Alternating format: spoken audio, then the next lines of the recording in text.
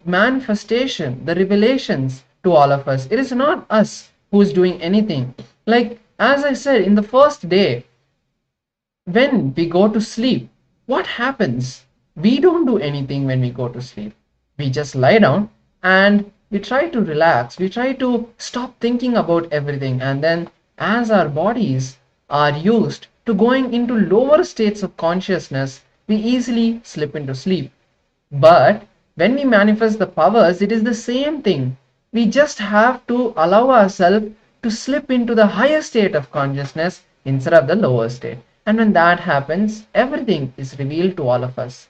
So yes, now as we have all posted what we saw, the picture is of a crescent moon in the sky. So water, white space, clouds and trees is what Vishwanathan is saying. That's also very beautiful, Aya. You were able to see the space and you're able to see the white color of the crescent. The blue color you are able to see as the water, and there is a cloud in the sky. So that is very beautiful. You have manifested beautifully this round. And next we have another participant who's saying that fish, braid, gold and water. So you have also manifested by seeing the water, the blue color. That's very good for the first few days now. And even as we keep completing the each level of the Paramashivoham program, the completion of the program doesn't give us or doesn't tell us that this is the end of our spiritual journey. It is just begun with the blessings of Swamiji. So make sure that we keep continuing to manifest the powers. Yes, now let's all move into the next round of the power manifestation. We are going to be doing another round of third eye reading. So please blindfold your eyes.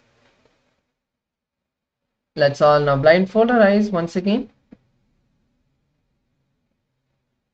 Do not feel disturbed if you are not seeing things clearly. Even if a lot of different images are flashing in front of you, that is perfectly fine. It is how much you are able to unclutch, how much you are able to stay in the space of completion, in the space of oneness with Paramashiva. That is the most important thing. So yes, now let's once again, as we have closed our eyes, start visualizing the beautiful form of Swamiji. Please start visualizing the beautiful form of Swamiji with the crown or the turban, the beautiful elegant face, the wide blissful smile that Swamiji holds, the graceful lotus-like eyes of Swamiji. Visualize him in as much detail as you can. And now let's all chant the Mahavakya and connect, unclutching from all the thoughts. Om Nithyananda Paramashivoham. Please now start seeing the image that is being projected to all of you. Om Nithyananda Paramashivoham. Om Nithyananda Paramashivoham. Om Nithyananda Paramashivoham. Om Nithyananda Paramashivoham. Om Nithyananda Paramashivoham. Om Nithyananda Paramashivoham. Om Nithyananda Paramashivoham. Om Nithyananda Paramashivoham. Om Nithyananda Paramashivoham. Om Nithyananda Paramashivoham Om Nityananda Paramashivoham Om Nityananda Paramashivoham Om Nityananda Paramashivoham Om Nityananda Paramashivoham Om Nityananda Paramashivoham Om Nityananda Paramashivoham Om Nityananda Paramashivoham Om Nityananda Paramashivoham Om Nityananda Paramashivoham Om Nityananda Paramashivoham. Yes. Again, collect yourselves. Open your eyes. Remove your blindfold. And write down whatever Paramashiva has revealed to you. Be in the space of deep gratitude, thankfulness that he has manifested through the third eye today. Write down whatever he has revealed to you and let us know in the chat.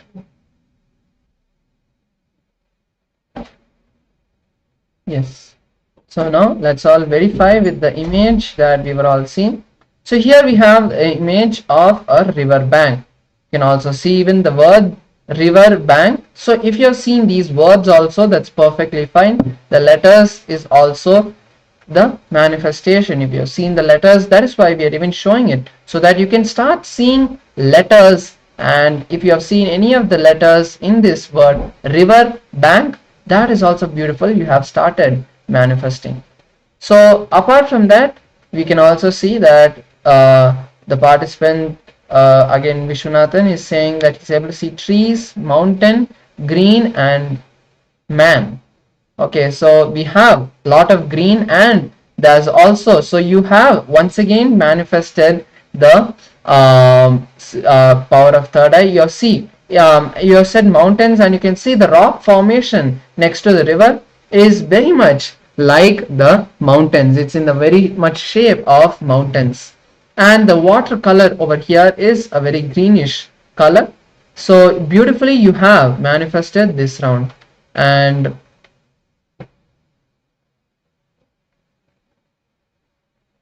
yes, with this we'll be now moving to the next session.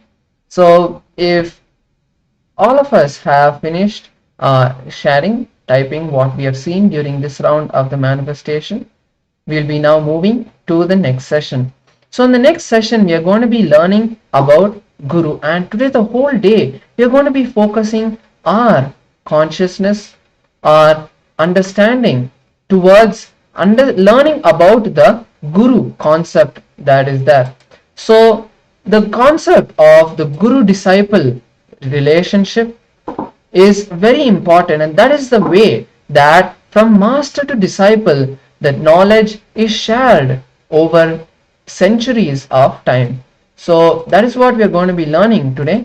So I request all the participants to be in the space of listening now, as we now learn about the Guru Parama Guru, meaning the Guru of the Guru. So Swamiji is our Guru, that we know. But who is Swamiji's Guru? Learning about the Gurus who taught Swamiji is one of the very beautiful things that we can learn, because when we see how the Gurus taught Swamiji, we can learn. Whenever Swamiji is ferocious with us or is loving with us, then we will know how to hold ourselves, how to be in the space of receptivity rather than fight back and lose the space of holding the Guru in our life. So that is why this session is important. So I request all the participants to be in the space of listening now as we learn about the Guru.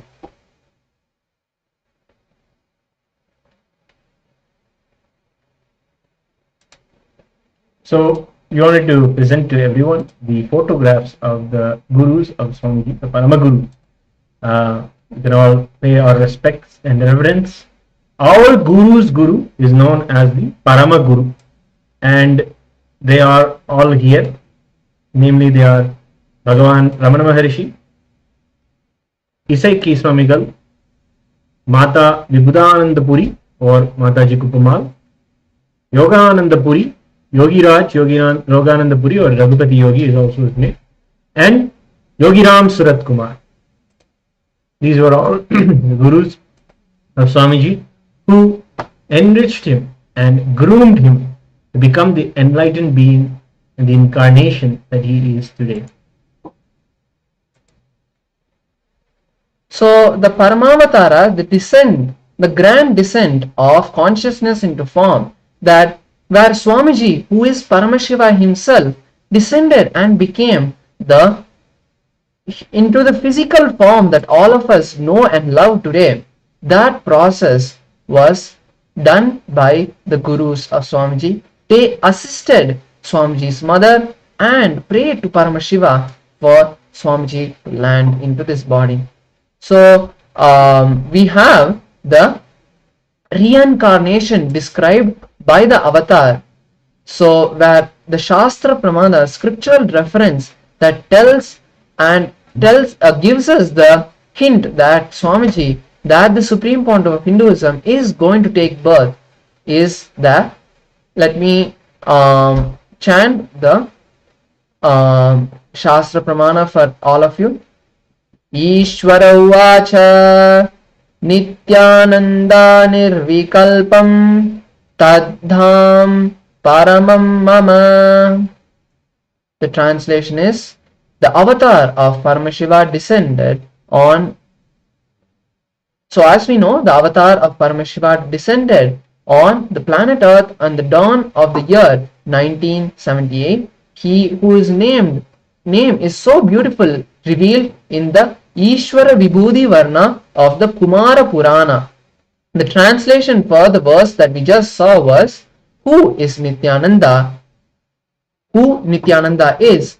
Nirvikalpam, that certainly is my ultimate space. So Paramashiva beautifully and powerfully is declaring over here, telling us that Nityananda is the form, is the reincarnation of Paramashiva himself. All of you can take a look here at the Shastra Pramana.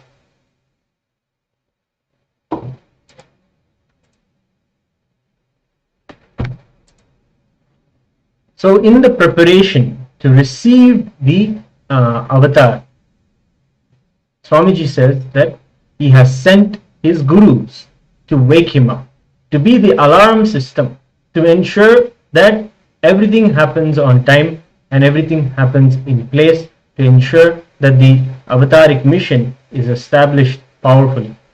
He said that literally, my Gurus birthed me, brought me from KAILASA, protected and groomed me, made me manifest. By the time I started knowing me, they had already made me realize my identity. Never they allowed me to forget my identity as Paramashiva. Beautifully, they did the transition of the macrocosm to the microcosm. So let us understand little more about our Paramagurus, means the Guru of the Gurus. So in the words of the SPH, he says, all of them have contributed so much to me stabilizing myself in the space of Advaita, the non-dualistic space, oneness. Arunagiri Yogeshwara supported me on a totally different level, a level of biomemory. Yogananda Puri, the Yoga Guru of Swamiji, supported him in the very core of the body, in the level of physical completion with the body. as the body is what holds the energy that Swamiji radiates. Devi Matananda Puri, Vibhudananda Puri supported me in Vedanta, developing the Vedic mind. Each one of them, each one of his Paramagurus supported him from a certain space. Then Annamalai Swamigal gave him the Advaita Anubhuti, the Advaitic experience. Because of the Guru's stability to command gratitude, their ability to command love, their ability to spend time with me, and with the tremendous patience responded to me. The whole credit of my becoming of an incarnation, me flowering into the incarnation, goes to my gurus and mentors. Yes, they never gave up on him. They always stood by him and made sure that he was being groomed for the purpose for which he was brought, to create Kailasa. In the Supreme Pontiff of Hinduism's own words, he says, I tell you, my mentors and gurus were living examples of not giving up on people. Again and again and again, I look to them for more and more inspiration to not give up on people and to have more and more patience. Swamiji continues to say, the amount of patience they showed on me, the amount of time they spent on me, and waited for me to come to the context from where they were standing or teaching, the amount of chiseling, yes, they have done, the amount of friction they have removed from me, the amount of completion they generated in me.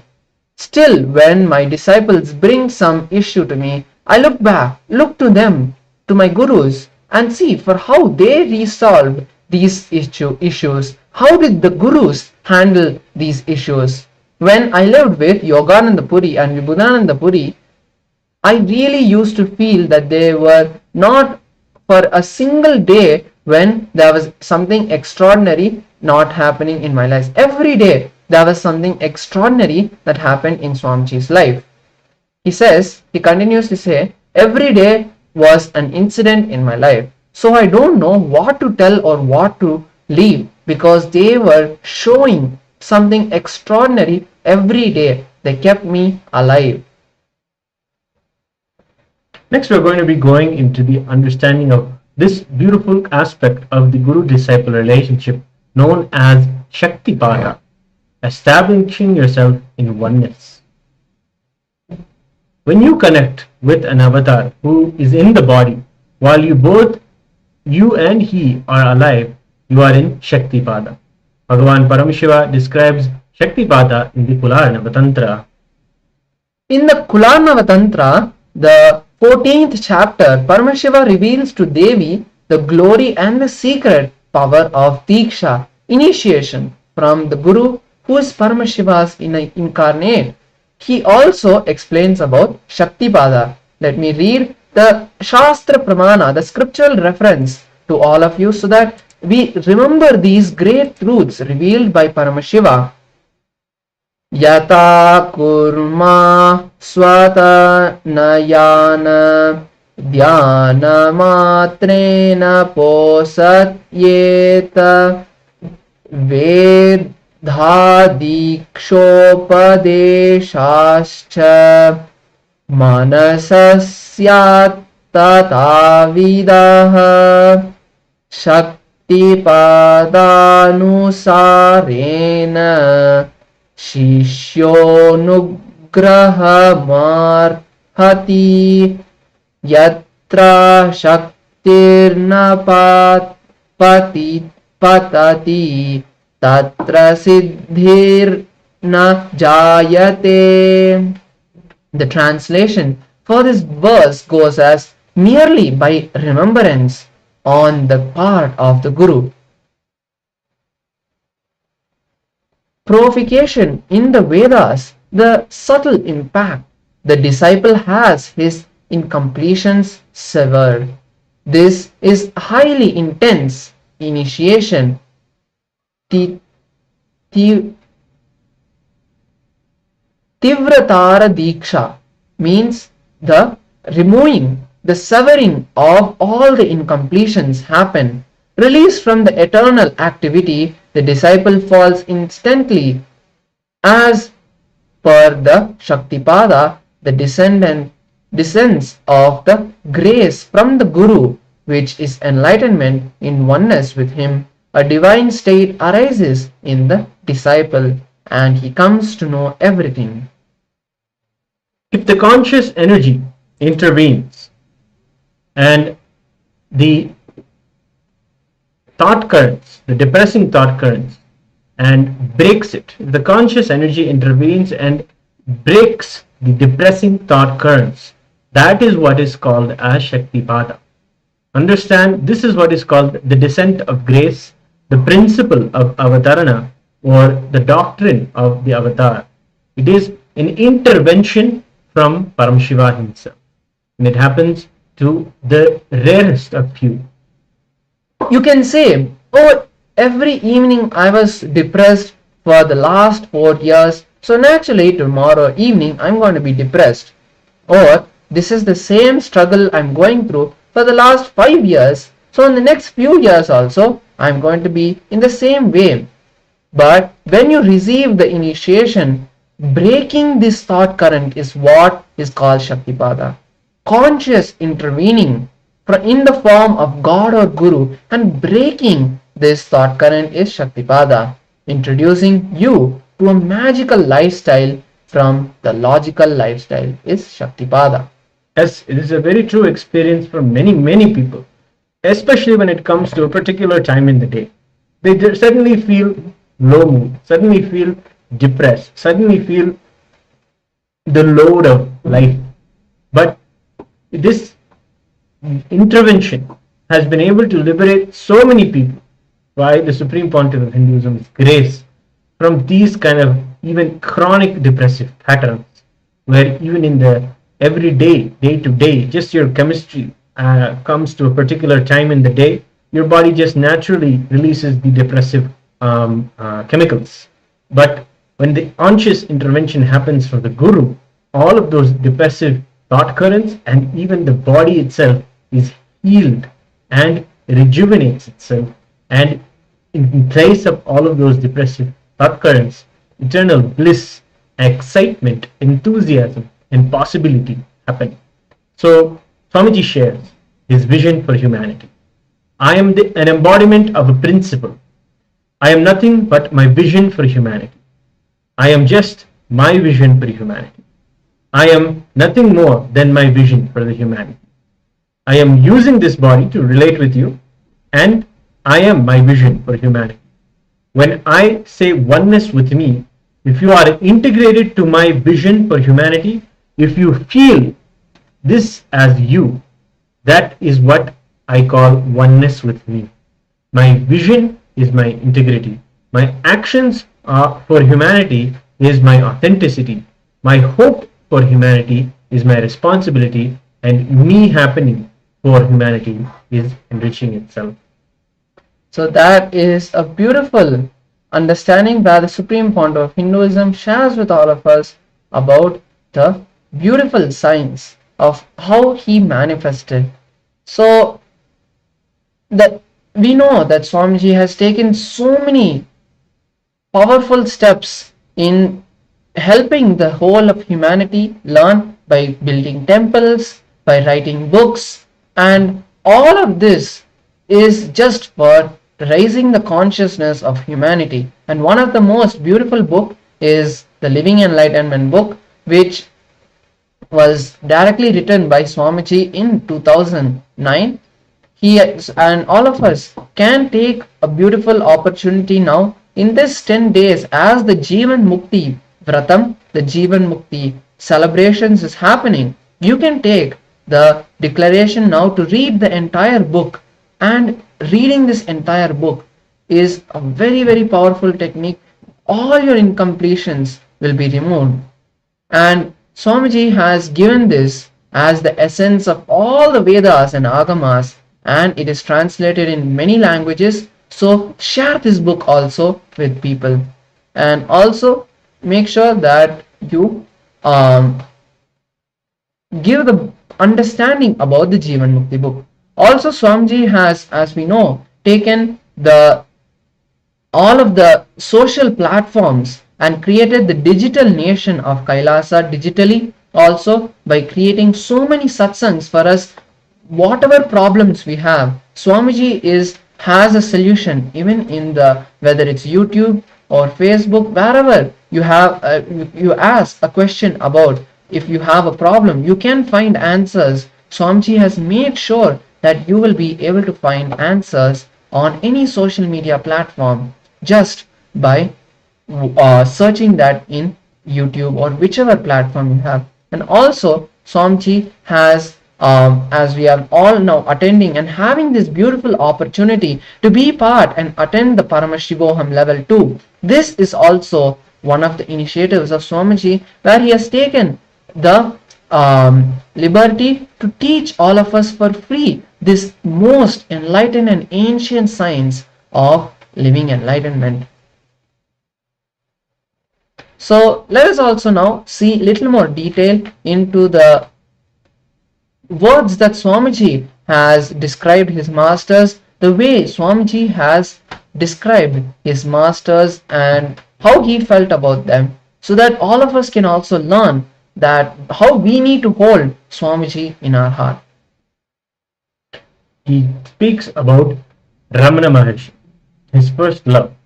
Revered as the incarnation of Paramashiva himself, Ramana Maharshi is the one of the predecessors of the Supreme Pontiff of Hinduism, who foresaw his happening before attaining the state of Mahasamadhi and leaving the body in the year 1950.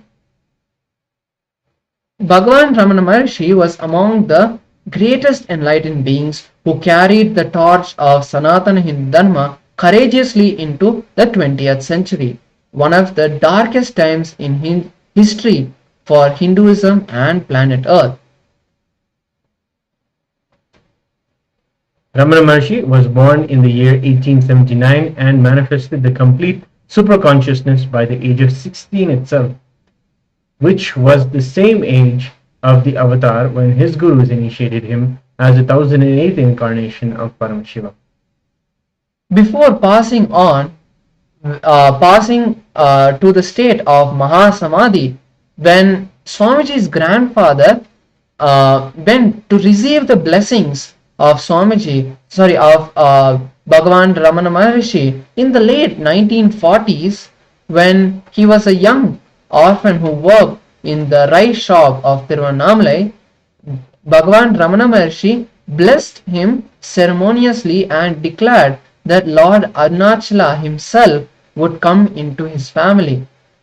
Bhagavan Ramana Maharshi had told Swamiji's grandfather that Paramashiva will become and will be born in his family. Ramana Maharshi was a reviver of the field of self-inquiry in the modern day Hindu practice, after it was taught in the Upanishads and several other great scriptures of Sanatana Hindu Dharma. Ramana Maharshi says at the age of 16, he initiated a process of self-inquiry, asking himself, what is it that dies? In one of the rare written comments on this process, Ramana Maharshi wrote, inquiring within, who is the seer? I saw the seer disappearing, leaving that alone, which stands forever. As we will see in the life of Paramavatara himself, these few definitive words become absolutely powerful. Throughout the divine childhood of the life of the Supreme Pontiff of Hinduism, he was raised surrounded by the direct disciples of Bhagavan Ramana Maharshi, such as Annamalai Swamigal, Tinnai Swami, Sadhu Om, and Kanakammal, who themselves became strong pillars of the enlightenment ecosystem of Tiruvannamalai. Next, we are going to be seeing Isaki Swamigal. So, Isaki Swamigal or Isaki Mahamuni was one of the Parama Gurus of Swamiji. So, this is the picture of him. He passed away in 1991. So this is the beautiful, you can all have the beautiful darshan of Isaki Swamigal. So let us now learn about Isaki Mahamunivar.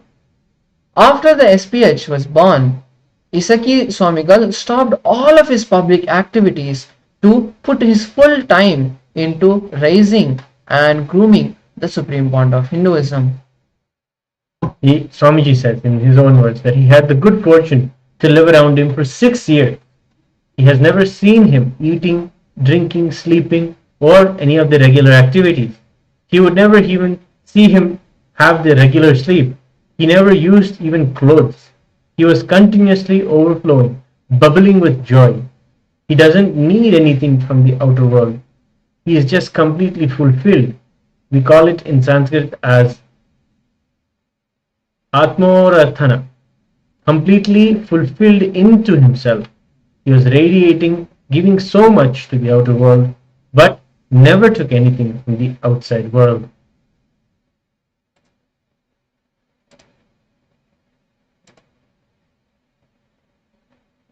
So in the words of Swamiji himself, Swamiji continues to say, Isaki Swamigal, well known and popular, every day he will see 10,000 people.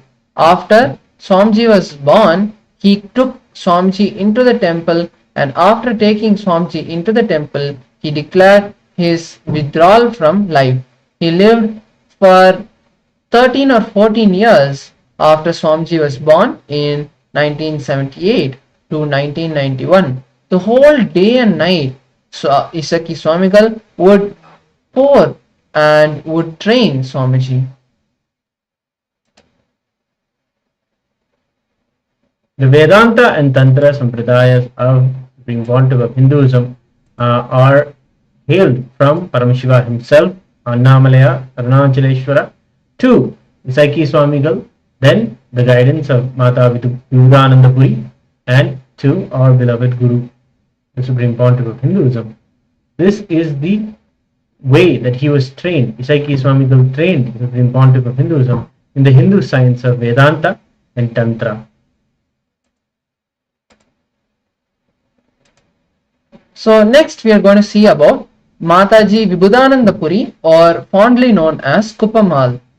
So Swamiji's father is going to come. Kupamal says, father is going to come, so to prepare him, mother will come. This is the words that Mataji Kupamal told Swamiji's mother. So let's know a little bit about Mataji Vibhudananda Puri. So Mataji Kupamal or Vibhudananda Puri, mother did not have a child for many years. So this is the story of how Mataji Vibhudananda Puri itself was born. She also was a very divine yogi. Her mother, Mataji Vibhudananda Puri's mother, did not have a child for many years.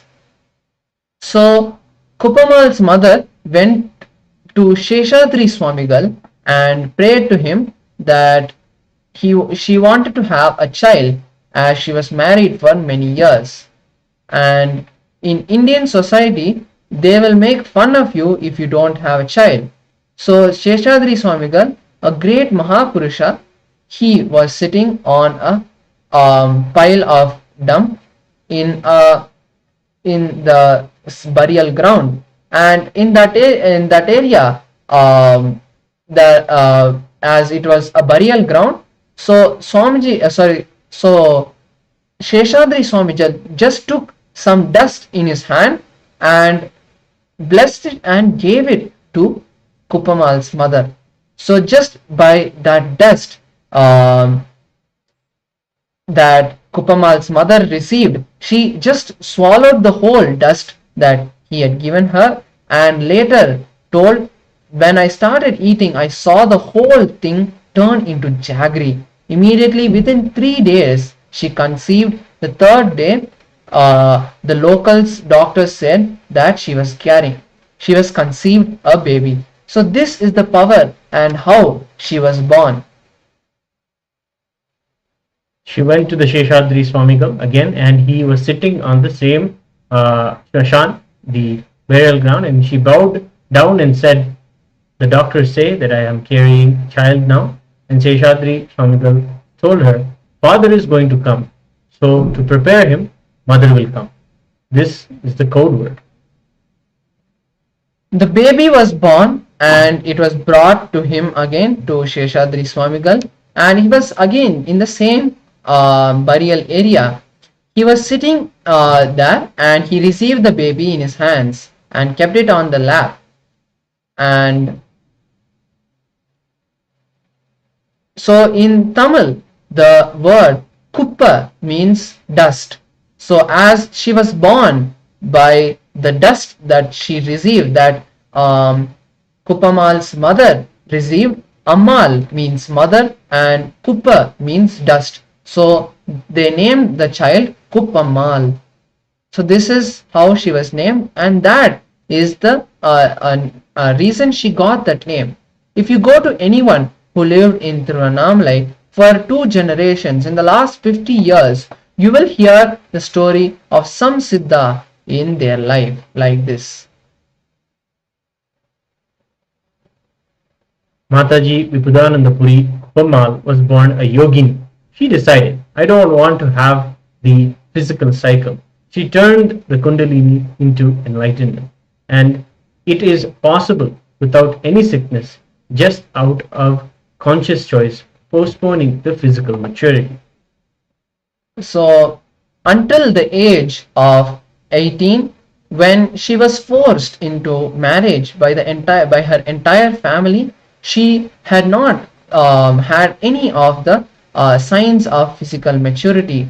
And when she became 18 and when she was forced into the married life, she had to allow the self to move in the path of the grihastha, and that is when she decided at that time consciously and physically to have the physical maturity, and that is only when she decided it happened. And then again, when after she had completed her responsibilities of the grihastha life, once again she decided to go beyond the physical, just the physical maturity, and to become a pure sannyasi, and once again redirect that energy towards enlightenment. Let's now learn about Yogi Raj Yogananda Puri, the yoga guru of Swamiji.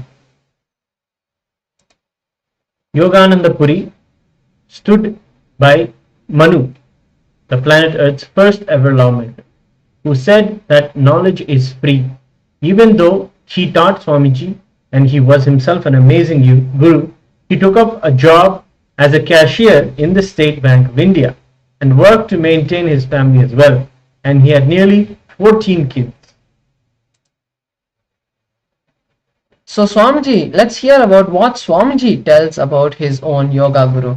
He says that he was just a body of miracles. He would sip cold water through one of his nostrils and spit out boiling hot water. He was the master of sound also, Shabda Tattva or Vak Tattva. He would take a stone and create a sound like the stone is being hit by a harper, and the stone would just split into 2 pieces. And he would lift any size stone, and not even using his 2 hands, he would just lift it and throw it aside. And the yoga parampara of Yogananda Puri hails from Paramashiva to Patanjali, the master of yoga, Ashtanga yoga, to Yogananda Puri, Raghupati Yogi, and to our beloved Bhagavan. This is the science of the yoga and the yoga parampara that is coming from Paramashiva himself. So now let us learn about Yogi Ram Surat Kumar, who was another beautiful teacher in Swamiji's life. So one of the beautiful quotes that he says is, "You will pass the test of life, my boy." So this is a very cryptic message that he had given him at that time itself, that Yogi Ram Surat Kumar had given Swamiji at that time itself, for Swamiji to prepare himself to handle all the persecution that he has gone through. Isaki Swamigal would mentor Swamiji and tell him that if you are having any urine or excreta, you are eating more than you need. I have never seen Isaki Swamigal going to have to use the washroom or anything. Please understand, Swamiji shares, that he had lived with him for 24 hours a day, and it was the same with Yogi Ram Surat Kumar as well. He lived with him around for 6 years. In India, you don't have a toilet or a latrine here and there all the time. So you know how, especially for a yogi like Ram Surat Kumar, he did not have that facility. He was just lying in the burial ground in the smashana, and he had a house. But he never had any of these normal physical needs that any of us would ever not even comprehend to be able to live without. So Swamiji continues to say about Yogi Rogananda Puri, about Yogi Ram Surat Kumar. So he says about Yogi Ram Surat Kumar, every word that he uttered was simply made a realization happen in me. When he put a single word into me, I could see thousands of patterns getting completely bombarded. He would finish off thousands of patterns just with one word. So now we have a video of where Swamiji shares about the beautiful experiences he has had with his gurus and how his gurus trained him and made sure that Swamiji stays in the right path to realize his incarnationhood. So I request all the participants now to enjoy this beautiful video of Swamiji sharing about his gurus.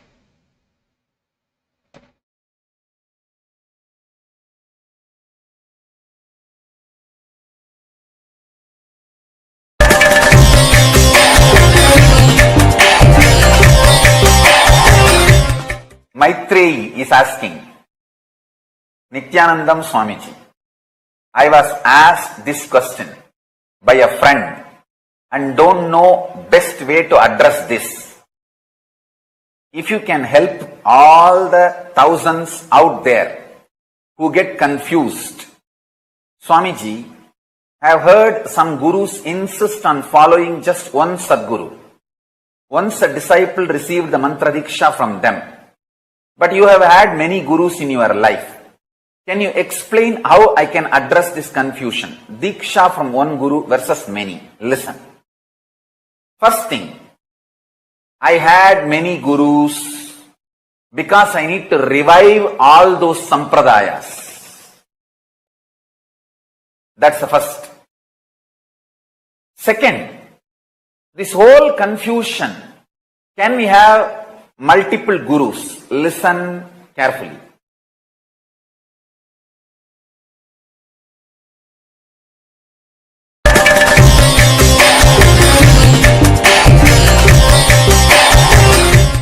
Maitreyi is asking, Nithyanandam Swamiji, I was asked this question by a friend and don't know best way to address this. If you can help all the thousands out there who get confused. Swamiji, I have heard some gurus insist on following just one Sadguru. Once a disciple received the mantra diksha from them. But you have had many gurus in your life.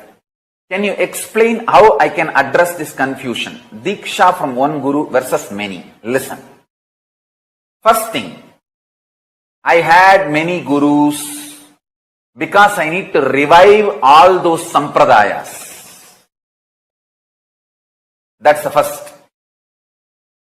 Second, this whole confusion, can we have multiple gurus? Listen carefully. You will have multiple gurus. There is no other way.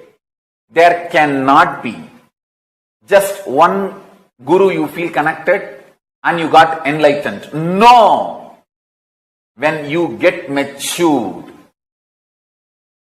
you are naturally led to next level.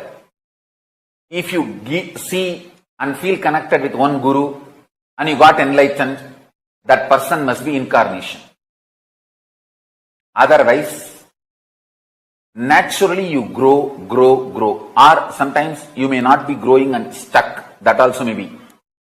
So please be very clear.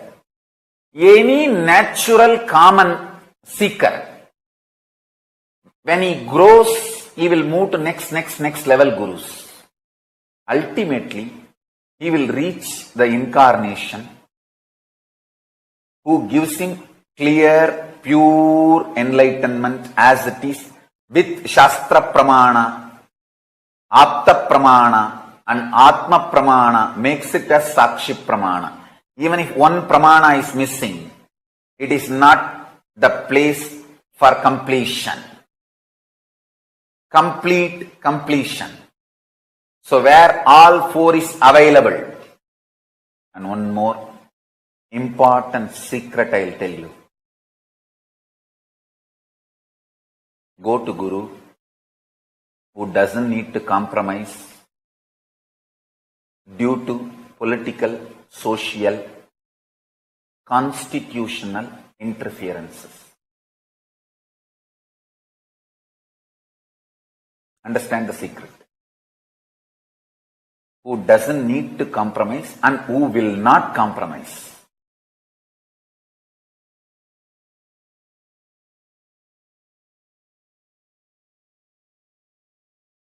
The only Hindu guru who has religious and political freedom to teach the Hinduism as it is, uncompromising way, who is not interfered, harassed by anti-Hindu forces from outside Hinduism, the Hindu-phobic forces outside Hinduism, nor internally the different sampradayas hitting at each other. Man who has liberated himself from both external attacks and internal conflicts, who stands with the pure integrity to Hinduism with the Shastra Pramana, Apta Pramana, Atma Pramana and makes it a Sakshi Pramana for you. Go to that Guru. He will be an incarnation liberating you from beginning your journey to the ultimate one with Paramashiva. Maitreyi, I think I made it clear. Many times, gurus are under pressure socially, politically, constitutionally, multiple levels to compromise on the purity of Hinduism.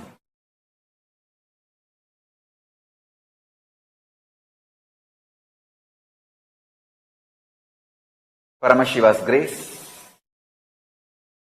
he freed me from all these pressures to keep the precious Hinduism alive in pure form.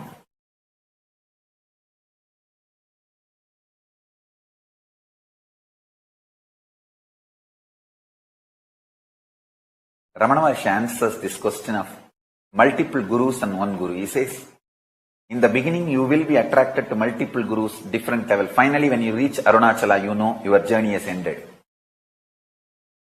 Same way. Finally, when you reach Arunachala, you know your journey has ended.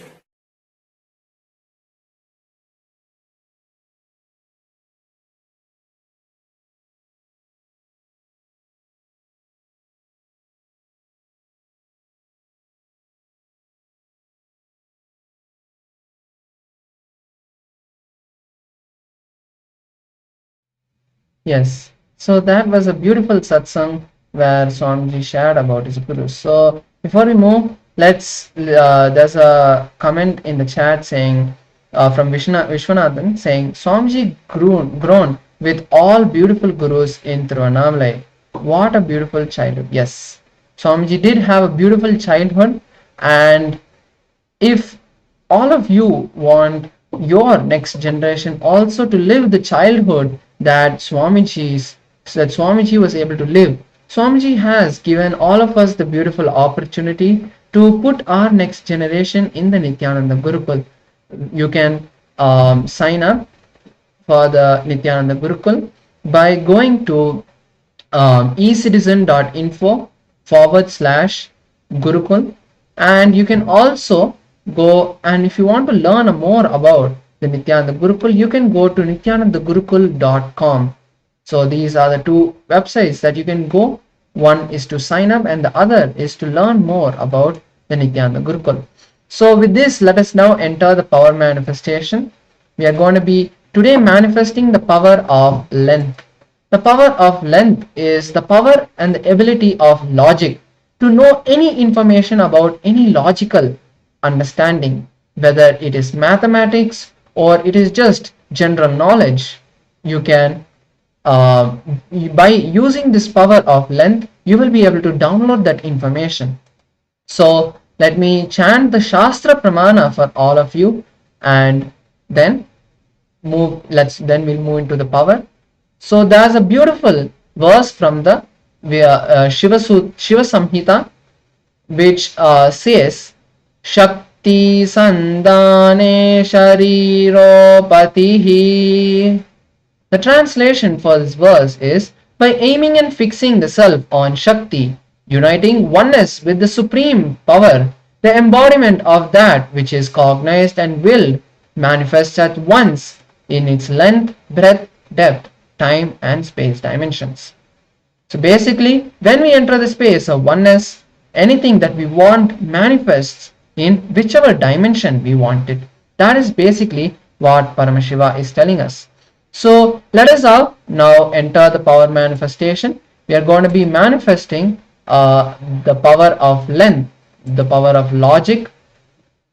So all of you can now first take your notebook and pen so that you can write down the answers that you receive.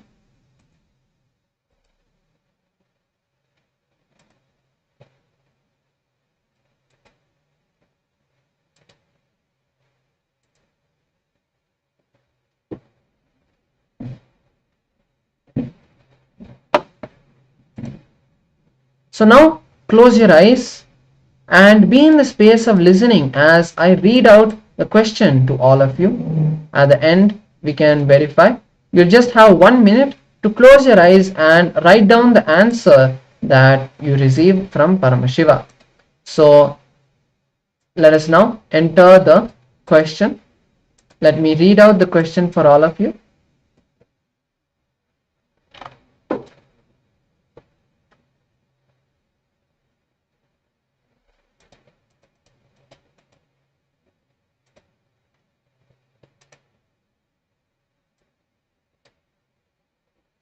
Yes, so the question is, there are 3 light switches outside a room, all in off position.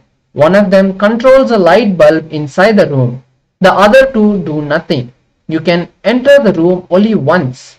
How can you determine the control switch of the light bulb?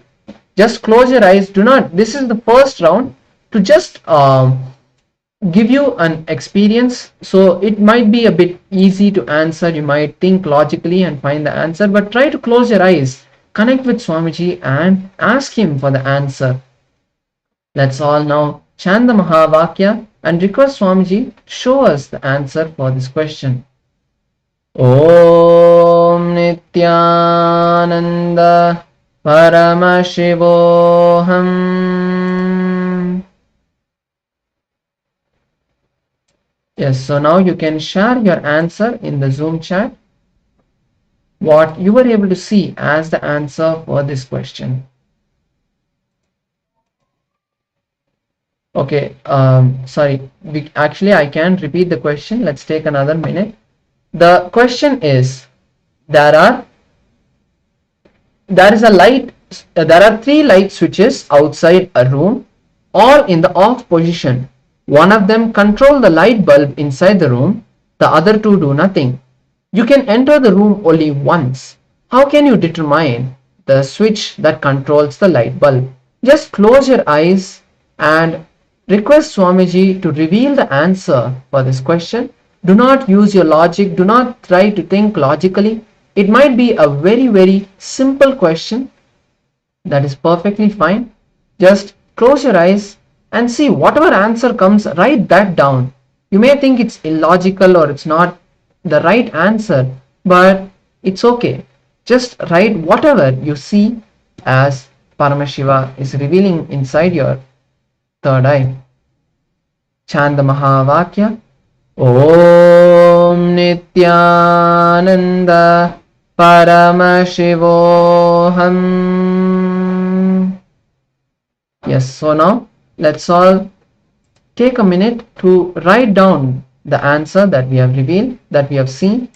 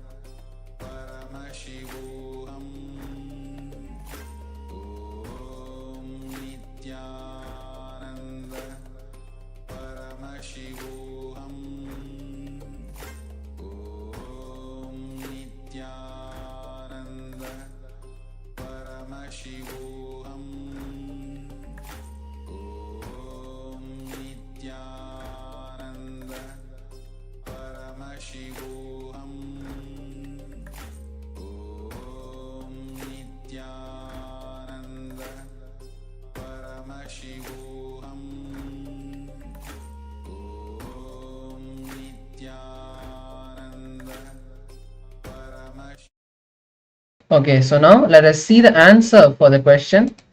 So the answer is, turn on the first switch and leave it on. If you don't see anything, then turn on the second switch and then you can enter the room. Now here's what you will find, that if the light is on, the second switch controls the light bulb. If the light is off, the bulb is cold, the first switch controls the light bulb. If the light is off and the bulb is warm, the third switch controls the light bulb.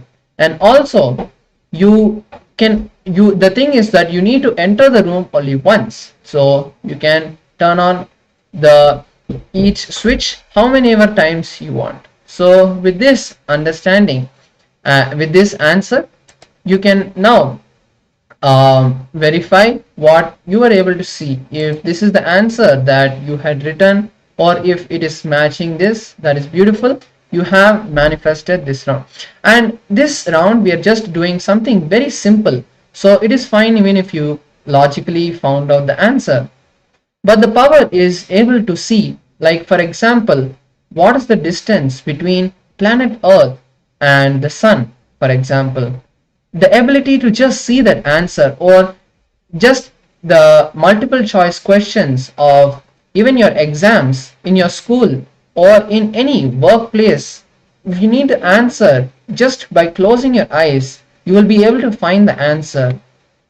So with this, we'll now be coming to the end of this manifestation, and hope all of you manifested this power. So now in the next session, let us see what we are going to be learning.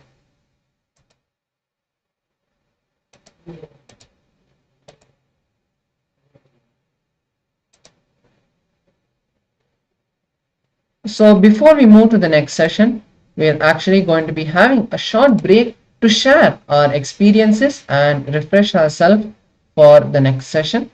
So now I request all the participants to just have a short break and then be seated back after that. So now we'll be joining you back after this short break. Paramashivoham Om Nityananda Paramashivoham Om Nityananda Paramashivoham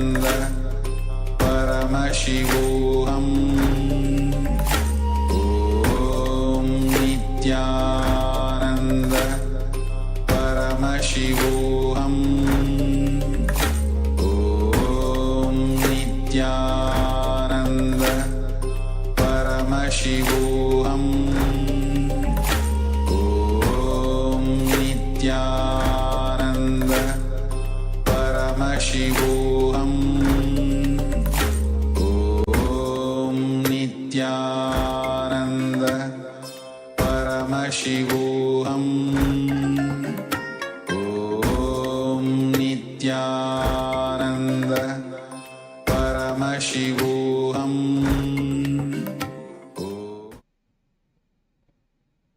Yes, Nityanandam, and welcome back. So now we are moving into the next session where we are going to be learning about the chemistry of guru-disciple relationship. So now let us learn about this beautiful science of the chemistry between the guru-disciples relationship.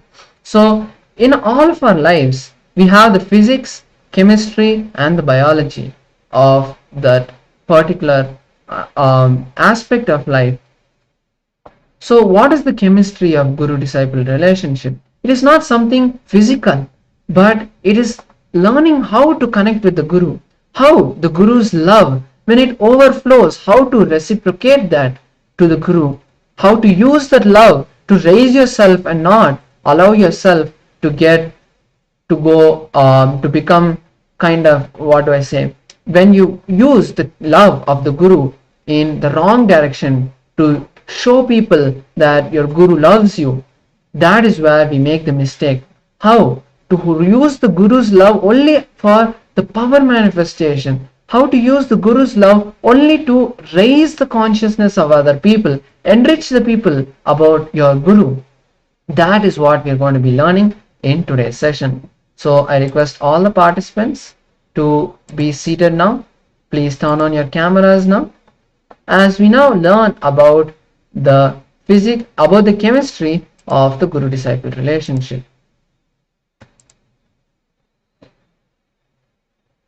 This session on guru-disciple relationship, you'll understand that handful of clay can never be separated from all the clay that exists in the cosmos.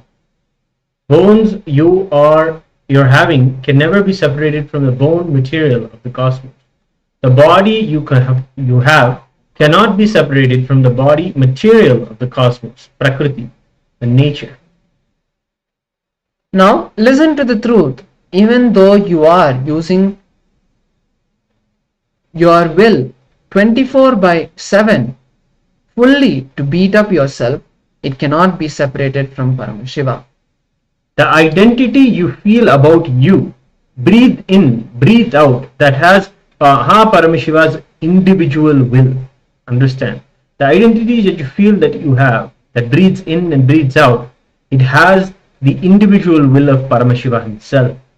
Remember, his will is only vibrating as your will.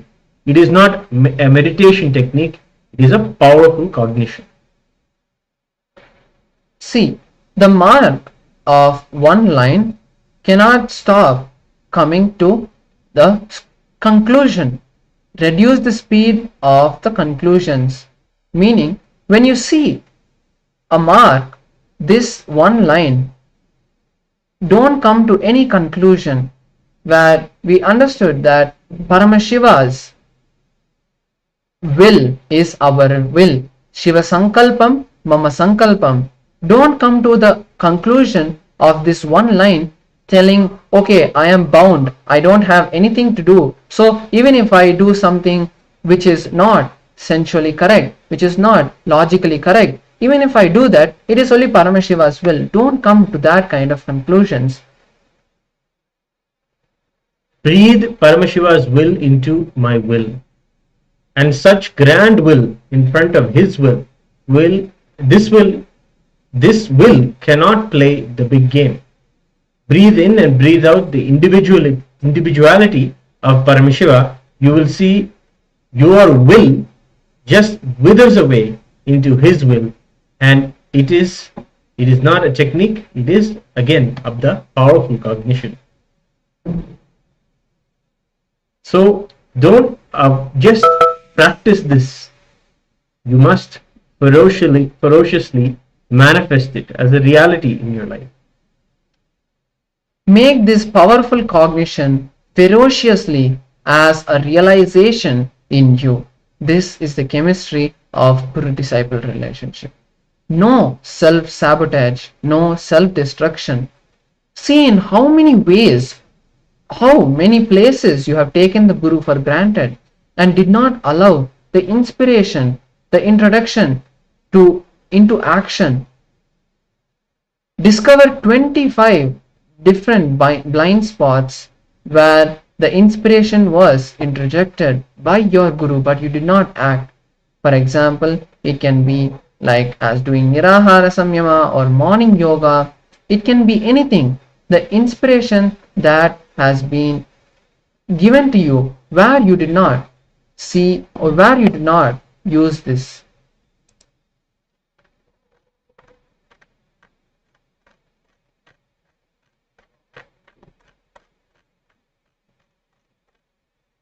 So now let us see a beautiful video where Swamiji gives us the understanding about how we can transform any of the inspiration that he gives us into the action, turning inspiration into action immediately to allow the Guru to flow through us. So now please be in the space of listening and write down all of the powerful cognitions that you receive from Swamiji. Let us now listen to this beautiful video.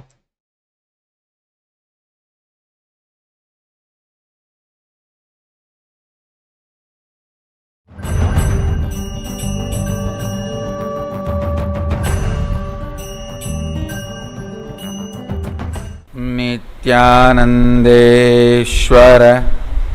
Sadashiv समारम्भाम् नित्यानन्देश्वरि आदिशक्तिमध्यमाम् अस्मदाचार्य पर्यन्ताम् वन्दे गुरुपरम्पराम्.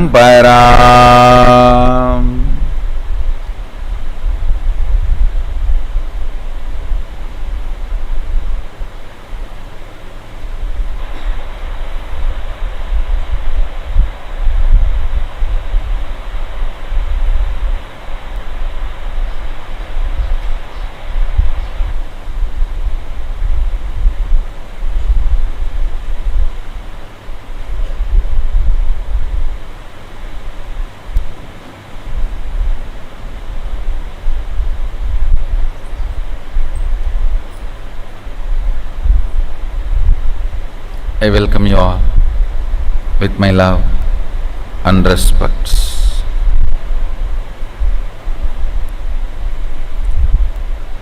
I welcome every one of you sitting with us all over the world with my love and respects.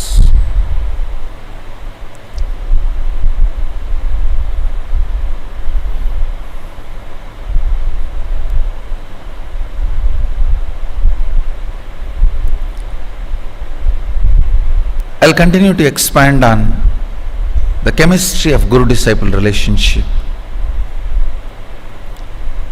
One of the worst thing can happen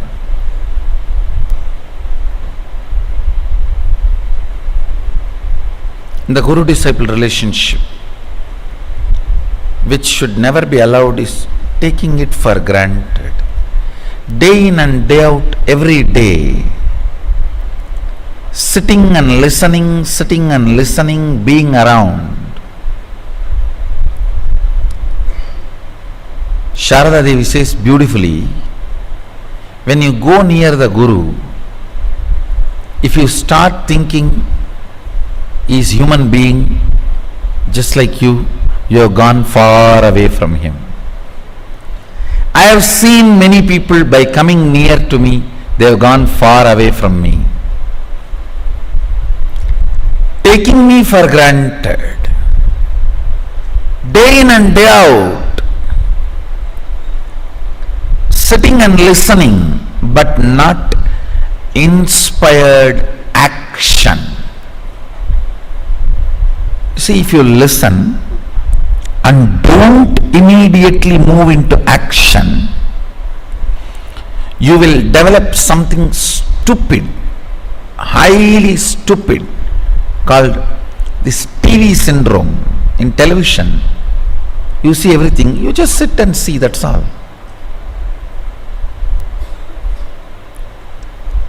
Your life has been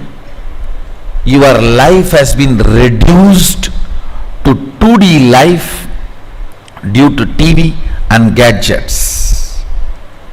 Sadashiva gave you 5D life, length, breadth, depth, time, space. Gadgets have reduced it into 2D life, length, breadth, that's all.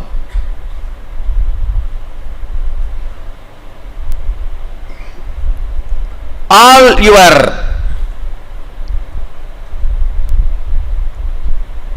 emotions,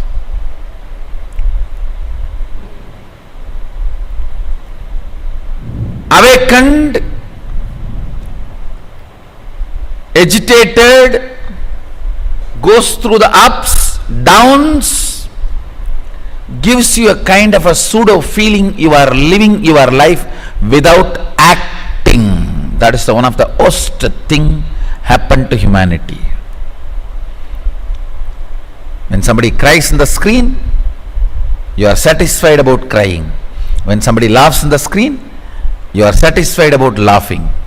When all the Navarasas needed to keep your blood alive, needed to keep you emotionally alive, you go through just with the 2D screen without getting involved. Understand, if you get involved, even if you cry, that will be completion.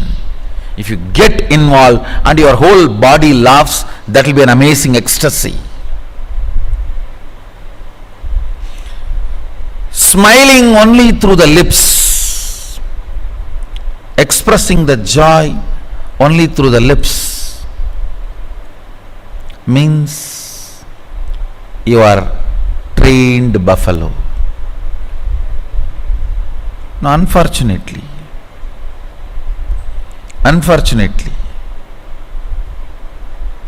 going through all the ups and downs,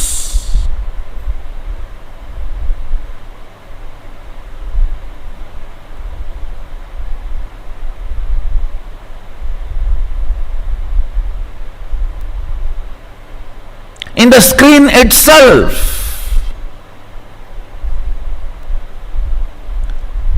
without moving out of the couch. I have seen people, just by watching the workout videos, they feel satisfied they are going to build the body.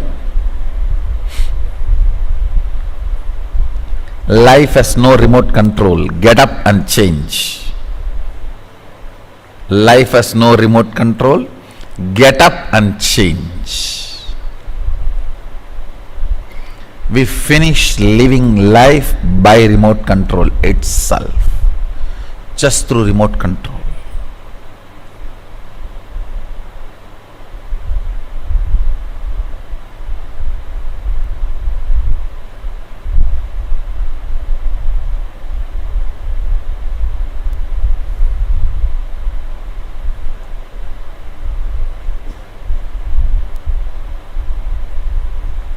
Even for the Gurukula, I am very clear. Only for the education purpose gadgets. After that, they should be with the real life. They should be with the real life.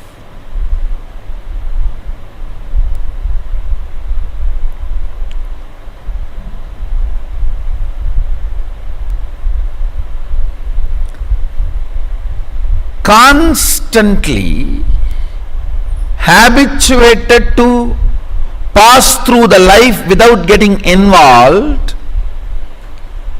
develops a pattern, and that pattern is responsible for taking Guru for granted. Every day watching, okay, all right, he talks, I listen, or I sleep, or I learnt the art of sleeping with eyes open.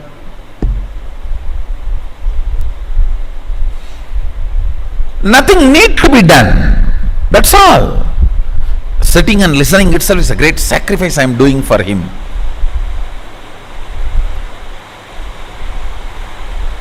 That is when corrosion and erosion starts. Destruction starts in the guru-disciple relationship.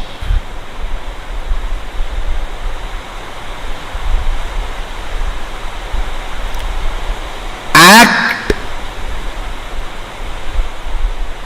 immediately when the inspiration is injected in your system. Manifest powers, manifest powerful cognitions, manifest powerful lifestyle. Powerful lifestyle is charya, powerful cognitions is vidya, powers are kriya. Manifest powerful cognitions, powerful lifestyle and powers. Destroying your life to 2D and expecting the results in 5D is called stupidity. Now you are living your life in 2D and expecting results in 5D. 4D. No, that cannot be. Inspired by not acting out is the life in 2D.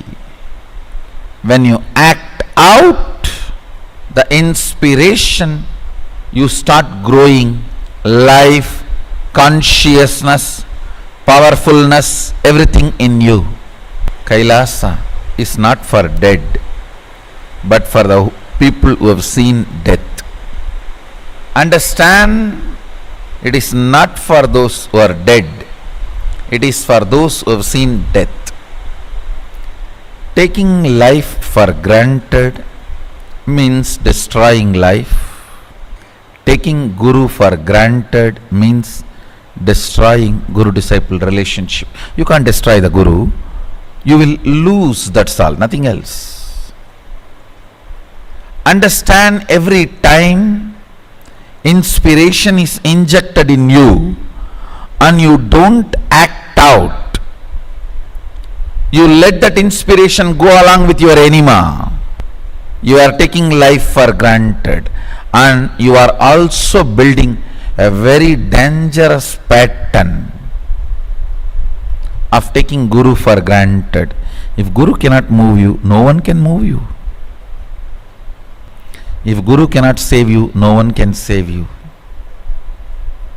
No one can protect you from Ramabana other than Rama himself.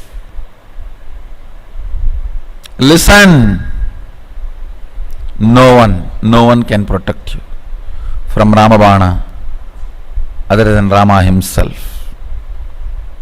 If Guru cannot protect you, no one can protect you. By taking Guru for granted, you stop Guru protecting you, helping you. You stop Guru acting in your life.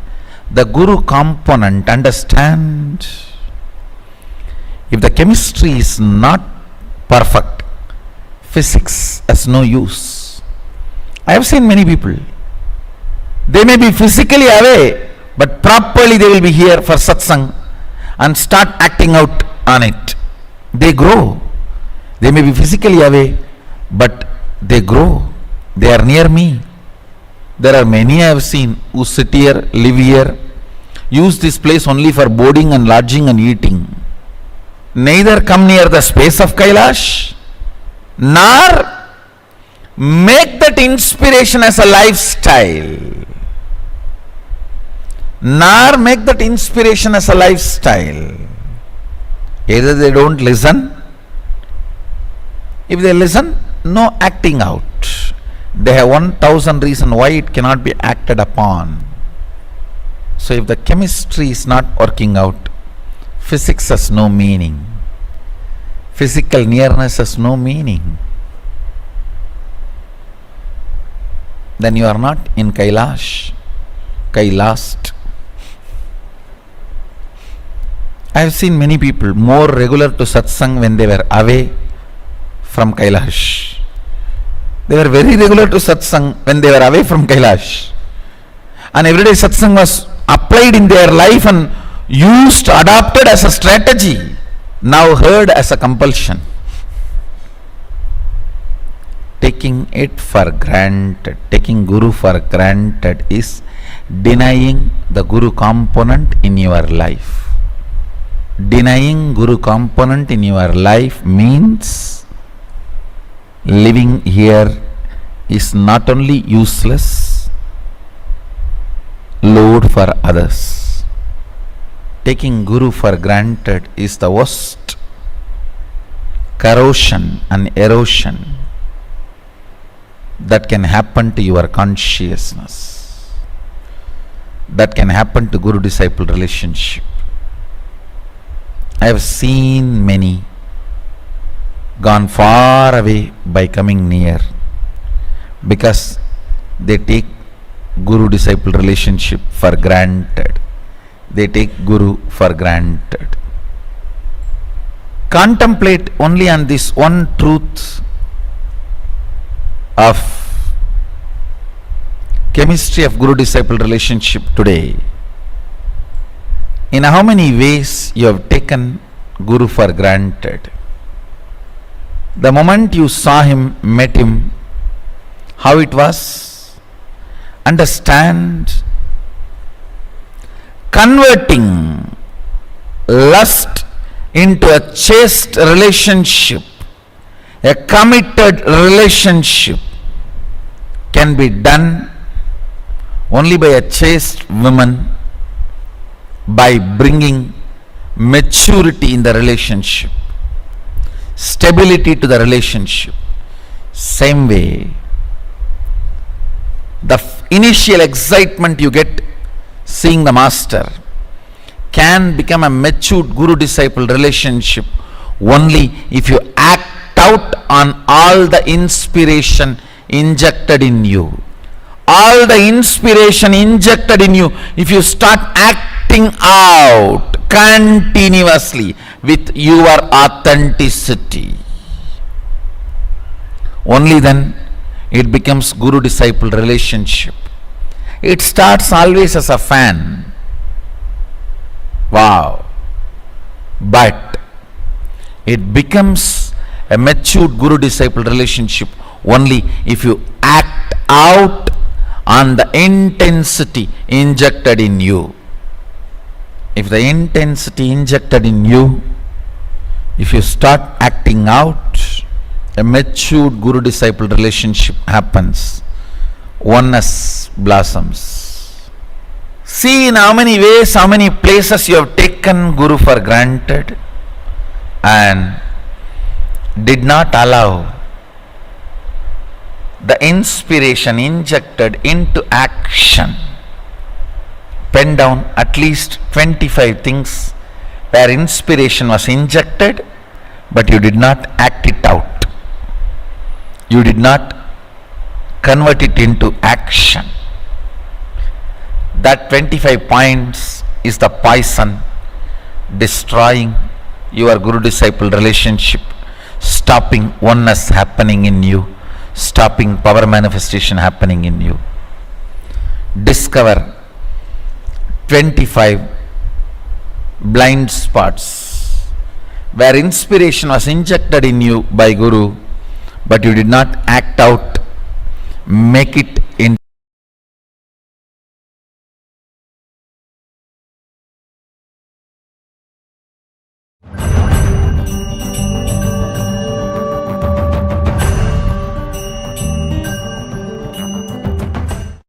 Nityanandeshwara Mahasadashiva Samarambam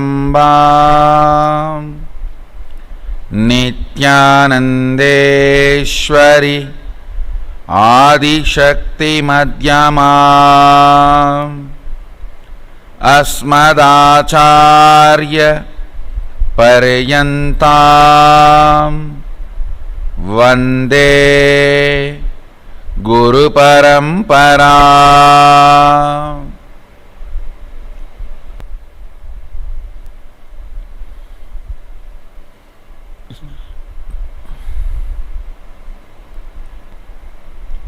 I welcome you all with my love and respects. Listen, it's fresh, today's download, latest.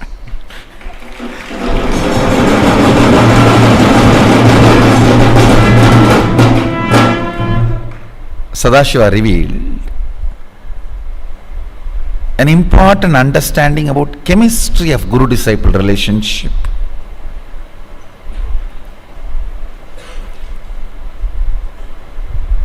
He also showed me the beautiful verse from Agama where he talks about it. I'll explain the principle, then I'll give you the reference. You go and spend a little time studying the original verse and I'll give you the understanding. Understand?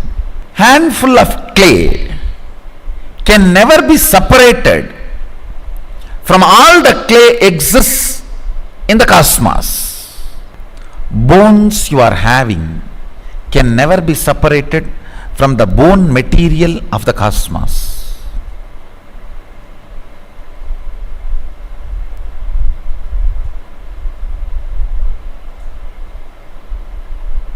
Listen carefully. Handful of clay cannot be separated from the clay matter of the cosmos. The bones you have cannot be separated from the bone material of the cosmos. The body you have cannot be separated from the body material of the cosmos, Prakriti. The body matter of the cosmos is called Prakriti, nature. The will you have with which you torture yourself 24 hours with self-doubt, self-hatred, self-denial, whether this is right, that is right, did I get justice, am I getting my share, or am I being cheated, the other person does not do that but gets this, I do this but I don't get, with all the drama. Actually it will be good to be beaten up by the right opponent, but it is so bad beating yourself down and destroying. Mostly, I can say 99.99%, you beat yourself and destroy. If you are really beaten up by the good opponent, you will become eternal like a Ravana, Kumbhakarna and Hiranyakasipu, Hiranyaksha. You will become eternal in the history. They have been beaten up by the right opponents. You are not going to become part of the history, don't worry. Because you are beating up yourself. Now listen to the truth. Even though you are using your will 24 hours willfully to beat up yourself, it cannot be separated from Sadashiva's will. Listen. Listen. Even if you throw tantrum, you can't be kicked out of the house. Even if you throw tantrum, you can't be kicked out of the house. Akbar can kick somebody out of his kingdom, but Sadashiva cannot kick anybody out of his kingdom. Listen, the identity you feel about you, breathe in, breathe out, that as Mahasudashiva's individual will. Understand? Remember, his will is only vibrating as your will. It is not meditation technique. It is powerful cognition. All meditation techniques are stupid. You don't get stupidity in Adi Kailash. We don't sell stupidity in Kailash. We may be ferocious with you, but we will never cheat you.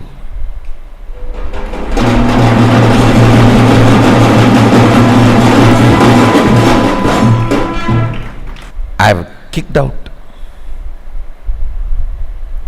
this soft style cheating once for all from the Sangha long before. I have decided I'll be right. Along with right, if I can be pleasant, great. But if that is not possible, right is the right is the right.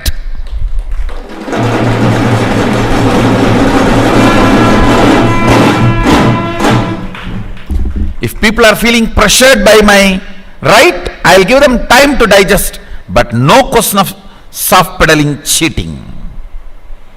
I am not goody, feel good feeling, good guru. No. No. No. It's all about right. It's all about right. People who decided to do right made their life pleasant. People who went after pleasant never got right. What is pleasant? Your logic getting convinced it's right. Who is your logic? Fundamentally your enemy. How he is going to convince? When he is going to be convinced? Once you are thoroughly, irreparably destroyed. Understand? Doing right.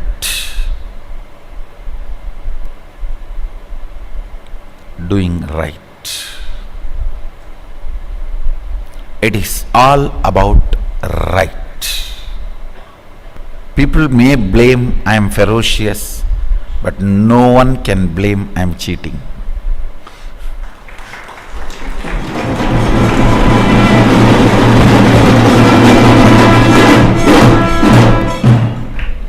Yes, I am ferocious. What can be done? That is the way. That's the way it is. Actually, being soft and cheating you is very easy. You are so stupid. You fall for simple smile and simple ooh, ooh, ooh.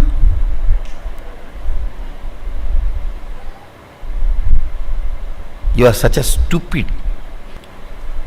Being ferocious to the right is honest job of the guru. People who care for you will be ferocious.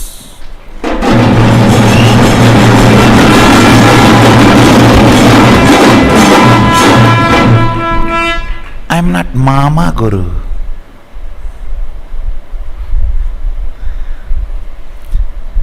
Aunties and uncles will always be sweet, pleasant, but only father and mother will be right. I am Ammayappan.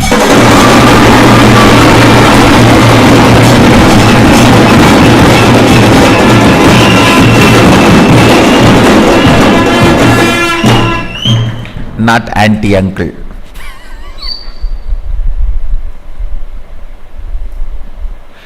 Auntie-uncle will be very pleasant because they are going to be spending time only with you for few days and few hours. They are not going to be responsible for you. They can be just pleasant and give you whatever you want.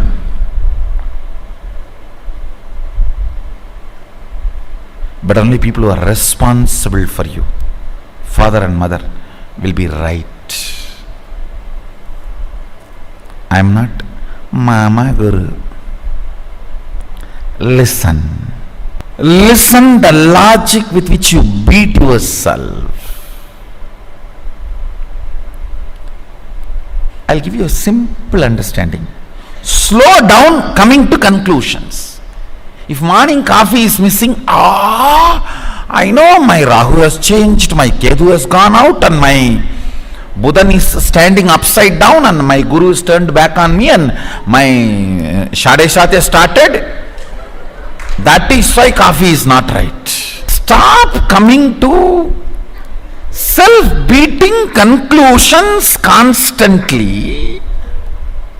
Reduce the speed of being stupid. No, really. Most of you don't need much big problems. Coffee is not good, is enough. You will call, I think my Surya has gone out, my Chandra is turning upside down, my Rahu is standing bus bus bus, my Ketu is coming near me, my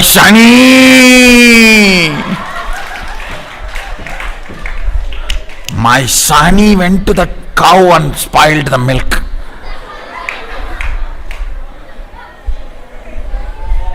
My Shukra entered my wife's mind and stopped the sugar level.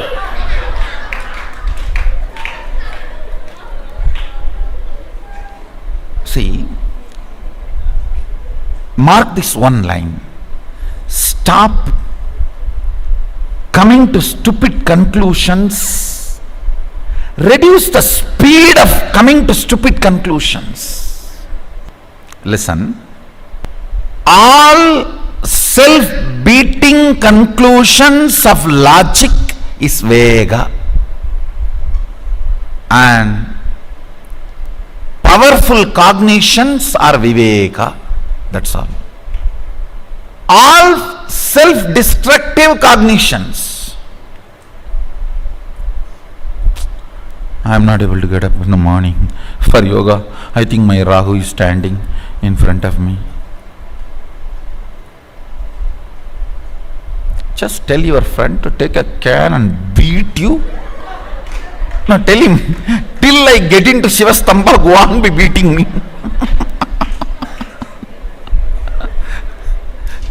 Then all your Rahu, Ketu, everything will be cleared.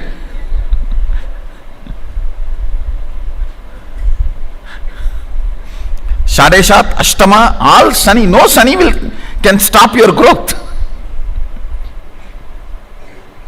Self-destructive conclusions, beating yourself by yourself.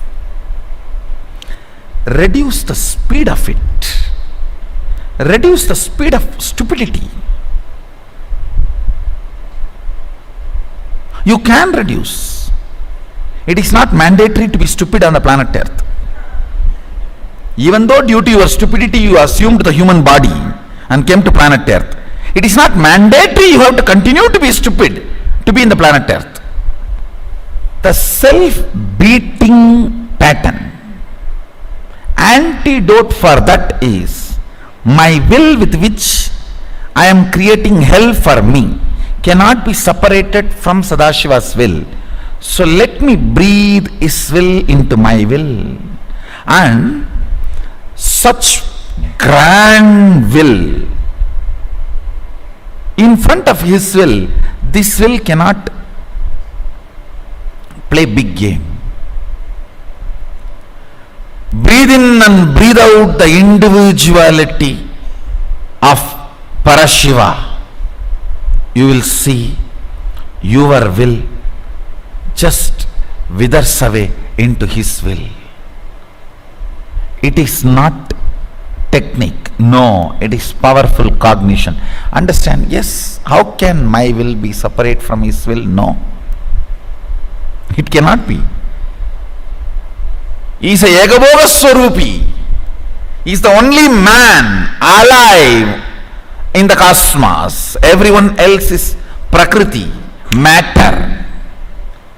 He is the only Purusha. He is the only Swayam Prakasa. Nothing else can be Swayam Prakasa. Nothing else can be independently illumined. No.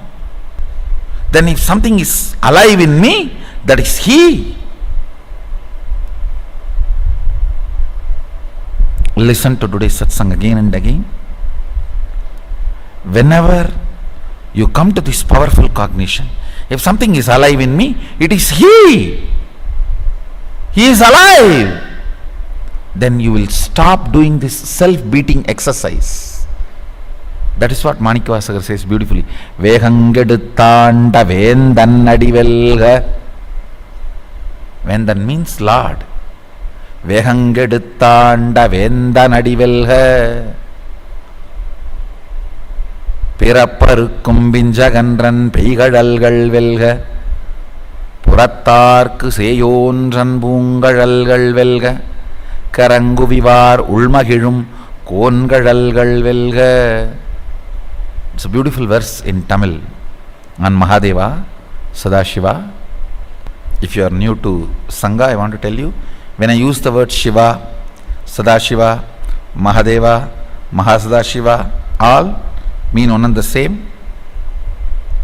The Parashiva, the ultimate, Mahadeva, the ultimate source of everything, the Parabrahman, the Paramvarul, the Para. The speed with which you beat yourself up, reduce it. It is not necessary that you need to be stupid. That is not prerequisite to be on the planet Earth. In KAILASA you can't be stupid. You should not be. It's actually anti-requirement. It's very clear, no? You just need to be ferocious with yourself. You just need to be ferocious with yourself. Understand, even this, if you are just ferocious with yourself, you will realize, hey, if something is alive in me, that is He. It can be realized, this powerful cognition can be realized not by, ooh, no, but by ferociousness. Yes. If something is alive in me, it is the only Purusha, Mahadeva. Everything else is Prakriti, matter. Parama Purusha, Paramadama, only He is alive. If something is alive in you, that is He. If still the chemistry of converting blood into blood, air into prana, breathing into life happening in you, then that life is He. Remember, He is living through you. His will is the source of your will. It is not something to be meditated upon. Oh, my will, Mama Sankalpam, Shiva Sankalpam. No. It is ferociously to be manifested. Yes. Only His will is my will. Then I cannot beat myself with my will. No. If His will is my will, that will is just my staff, ruling staff, Sengol. I cannot use that as a Todapakate and beat myself. No. If you are using your will and putting yourself down and destroying yourself, self-sabotaging, then you are using your will only as your Todapakate. No. Todapakates are different. Sengol is different. You cannot destroy yourself.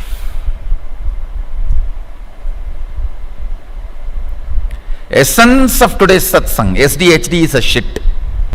His will is your will is a hit.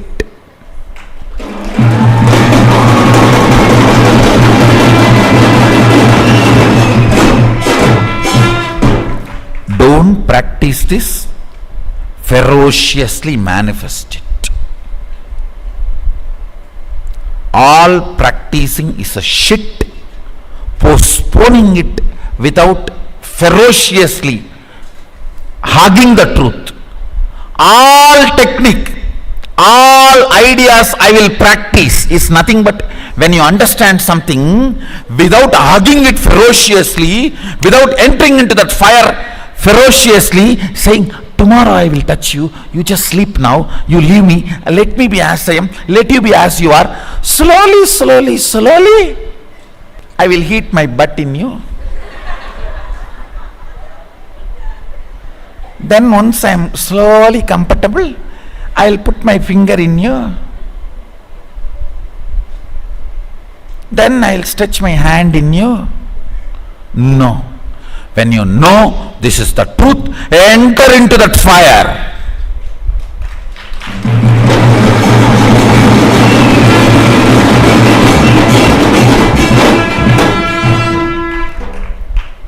When you know His will is your will, ferociously manifest it. The first step of manifesting is you will not use your will anymore to beat yourself. No self-sabotaging, no self-destruction, no powerlessness, no self-destruction. His will is my will means it's a single ruling staff He has given me. I have to manifest the powerfulness, not the Todapakate He has given me to beat myself. No. His will is my will. So using His will, I will not do the self-destruction anymore. I'll only manifest He as me ferociously is the essence of today's satsang.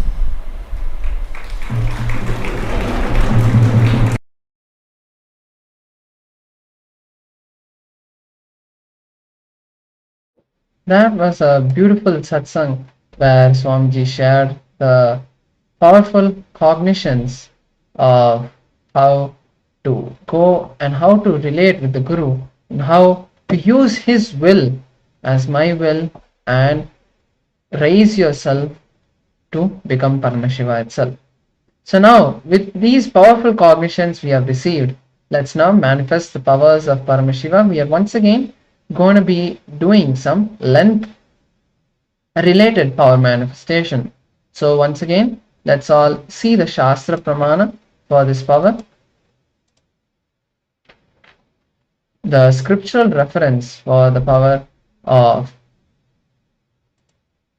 length.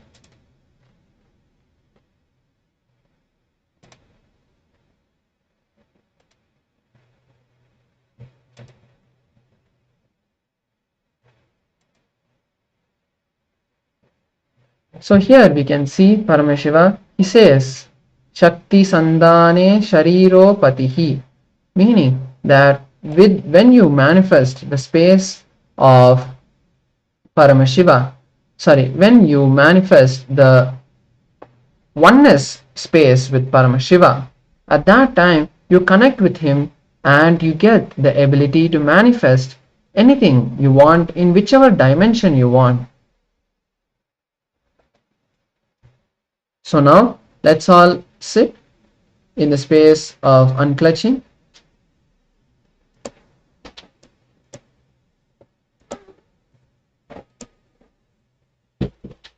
Close your eyes and visualize Swamiji. Let's take a minute now to first connect with him.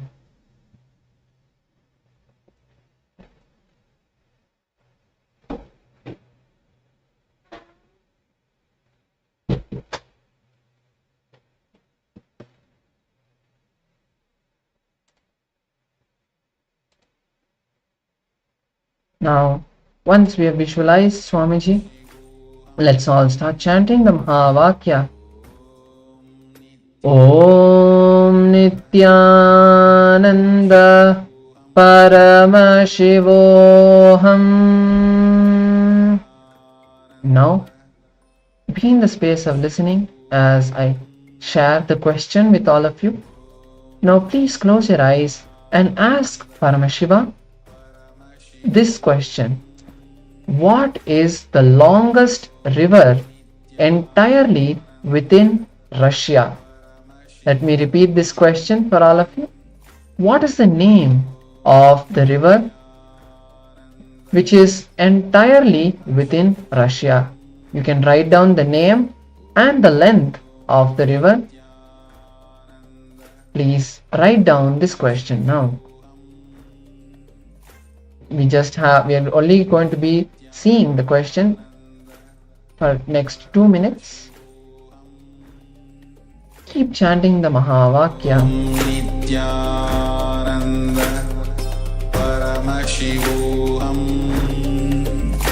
Om Nityananda Paramashivoham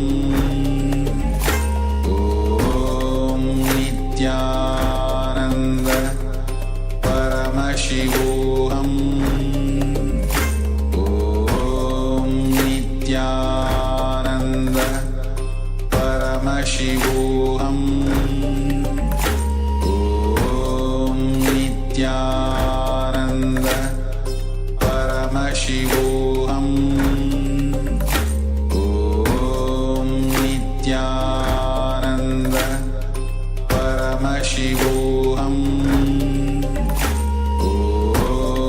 Nityananda Paramashivoham Om Nityananda Paramashivoham Om Nityananda Paramashivoham Om Nityananda Paramashivoham Om Nityananda Paramashivoham Om Nityananda Paramashivoham Om Nityananda Paramashivoham Om Nityananda Paramashivoham Om Nityananda Paramashivoham Om Nityananda Paramashivoham Om Nityananda Paramashivoham Om Nityananda.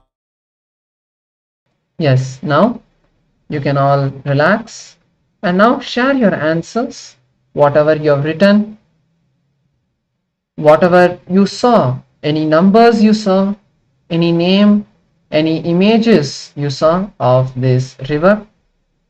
That is perfectly fine. Whatever you've seen is still the prasada of Paramashiva. So don't feel that, okay, I did not see any numbers or names, but whatever you saw, you can now share it. Let's take a moment now to share what we were able to see during this round of the manifestation. What is the answer you were able to see during this round? Paramashivoham Om Nityananda Paramashivoham. Okay, so we have an answer from Vishwanathan. He's saying that he saw some name which is HUW Huang. That's the name he saw. Anyone else wants to share what you were able to see before we see the actual answer and the length of the entire river? Okay, a number around 3000 kilometers square. Okay, yes, let us all now see the answer and verify with what we have written. So the answer for this question, what is the longest river which is entirely in Russia, is the Lena river.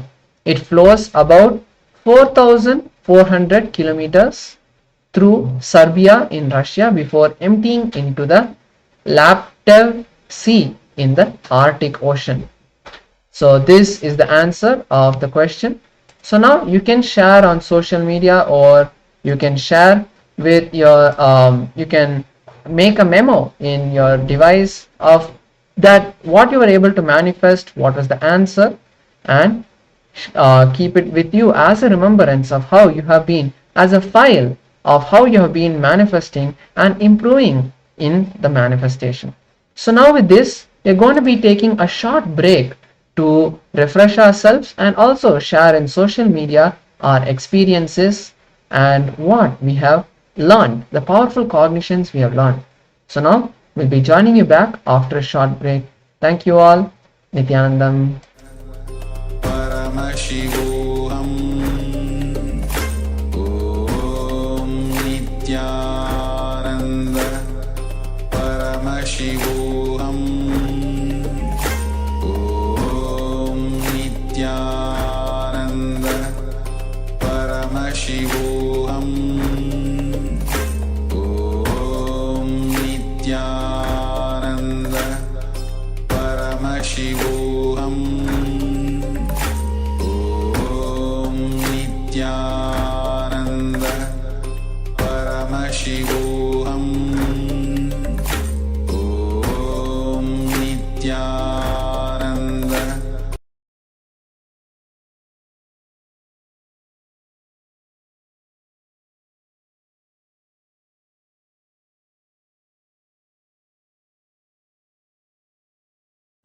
Nityananda Paramashivoham Om Nityananda Paramashivoham Om Nityananda Paramashivoham Om Nityananda Paramashivoham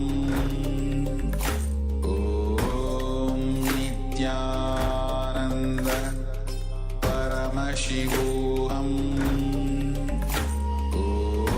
Om Nityananda Paramashivoham Om Nityananda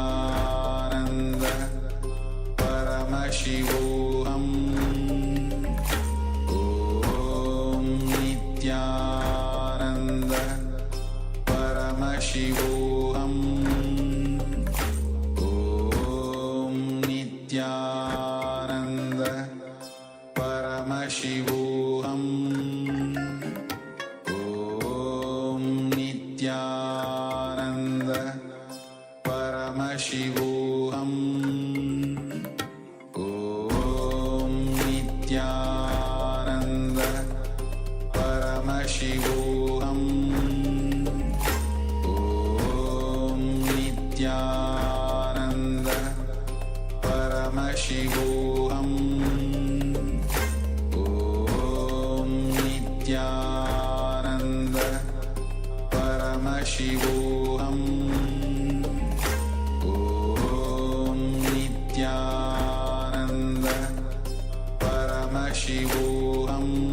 Paramashivoham Om Nityananda Paramashivoham Om Nityananda Paramashivoham Om Nityananda Paramashivoham Om Nityananda Paramashivoham Om Nityananda Paramashivoham